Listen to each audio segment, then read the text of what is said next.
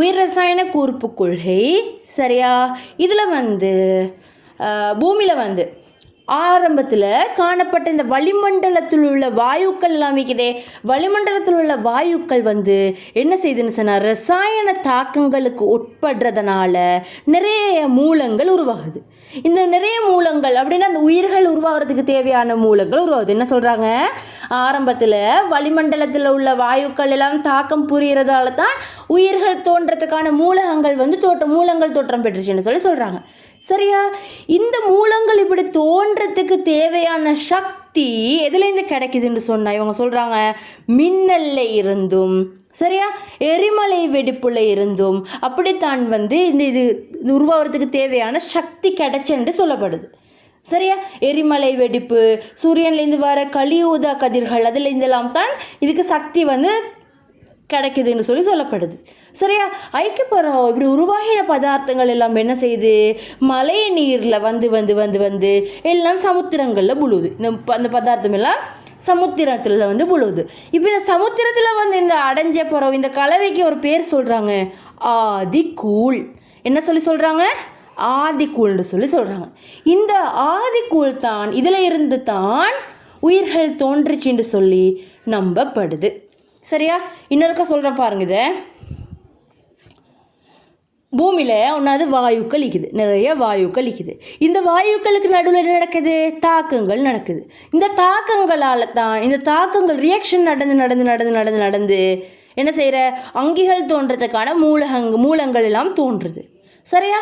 இந்த மூலங்கள் இப்படி இந்த ரியாக்ஷன் நடந்து இந்த மூலங்கள் தோன்றதுக்கு தேவையான சக்தி எங்கேருந்து கிடைக்குது, மின்னல்ல இருந்து, எரிமலை வெடிப்புள்ள இருந்து, அந்த கலியூதா கதிர்கள் அதுகளில் எல்லாம் இருந்து தான் இது தோன்றதுக்கான சக்தி கிடைக்குது. ஒன்றாவது பாயிண்ட், வாயுக்கள் ரசாயன தாக்கம் நடக்கிறது. ரெண்டாவது பாயிண்ட், அதில் இருந்து மூலகங்கள் தோன்றினது. மூணாவது பாயிண்ட், அதுக்கு தேவையான சக்தி மின்னல், எரிமலை, புற ஊதா கதிர்கள் இதில் இருந்து கிடைக்கப்பட்டன்னு சொல்கிறது. இப்போ இதெல்லாம் என்ன செய்யுது, மழை நீரில் கழுவி கொண்டு சமுத்திரங்களில் விழுவுது. சமுத்திரத்தில் விழுந்த போகிறோம் இதெல்லாம் சேர்ந்திக்கிற இந்த கலவைக்கு ஒரு பேர் சொல்கிறாங்க. என்ன பேர், ஆதிக்கூழ். இந்த ஆதிக்கூழில் இருந்து தான் உயிரினங்கள் வந்ததுன்னு சொல்லி நம்பப்படுது சரியா.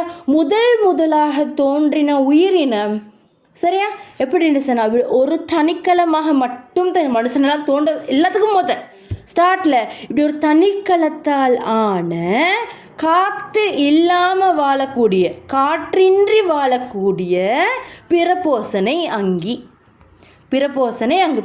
பாக்டீரியா தான் தோன்றும் சரி. அது அங்கின்னு சொல்லி தந்திக்கிறாங்க உங்களுக்கு. என்னது முதலில் தோன்றிய அங்கி எது, என்ன சொல்லுவீங்க, தனிக்கல காற்றின்றி வாழ் பிரபோசனை பாக்டீரியான்னு சொன்னால் சரி. பிறப்போசனைன்னு சொன்னால் அவங்களுக்கு தேவையான உணவை செஞ்சு கொள்ள தெரியாது, அப்போ தானே ஸ்டார்ட் ஆவாங்க. அதை சொல்லி அவங்க பிறப்போசனை. அடுத்து காற்றெல்லாம் நீக்கலையே, ஆக்சிஜன் நீக்கலையே ஒன்றாவது எல்லாம் சொன்னாங்களே சரியா. அப்போ என்னது, காற்று இல்லாமல் வாழக்கூடியது. அடுத்து இப்படி ஒரு களம் மட்டும் தானே அவங்க இவ்வளோது இருப்பாங்க. அவங்க விளங்கிச்சாய்த்தான் ஒன்றாவது தோன்றின உயர்ந்த செல்லை சொல்லப்படுது சரியா. அடுத்தது ஹெல்டின், ஒப்பாரின் அப்படின்னு சொல்கிற சயின்டிஸ்ட் எல்லாம் என்ன செய்கிறாங்கன்னு சொன்னால் சரியா, இவங்க தான் இந்த கூர்ப்பு கொள்கையை முன் வைக்கிறாங்க. இப்படி தான் இந்த ஆதிக்குள்ளே இருந்து தான் வந்துச்சுன்னு சொல்லி முன் வைக்கிறாங்க சரியா. அடுத்து அந்த ஸ்டான்லி மில்லர்ன்னு சொல்கிற சயின்டிஸ்ட் இதை ப்ராக்டிக்கல் செஞ்சு ப்ரூஃபும் பண்ணுறாரு. இப்படி தான் தோன்றுச்சின்னு சொல்லி ப்ரூஃப் பண்ணுறாரு சரியா. ஒன்றாவது தோன்றினது என்னது, காத்திக்கிற நிறம் வாழுமா, காற்று இல்லாமல் வாழுமா, காற்று இல்லாமல் வாழக்கூடிய தனிக்கல பிரபோசனை பாக்டீரியா நினைவு வச்சுக்கோங்க சரியா. ஐப்பரோ சரியா, ஐக்கு போகிறோம். இப்போ ஒன்றாவது யார் தோன்றின, என்ன ஸ்ட்ரக் ஆகுதா?